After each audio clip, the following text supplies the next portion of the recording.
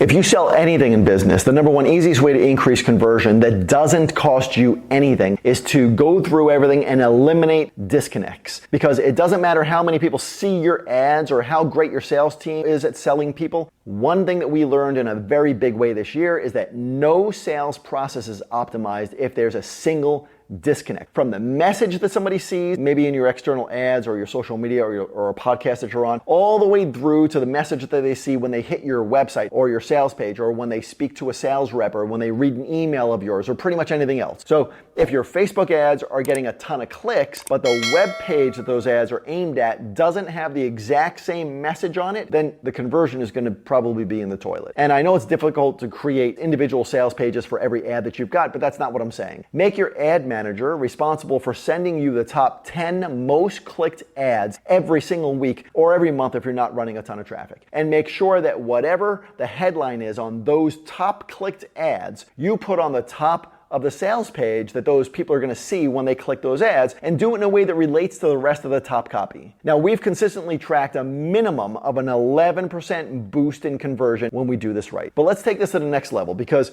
you also need to eliminate disconnects in the message of your call center, right? Anything that they're using. And the message that you deliver to your team needs to be the same that they're come to expect from you. Because disconnects in every aspect of your business or your message or your marketing or your culture can cause confusion, and confusion kills growth.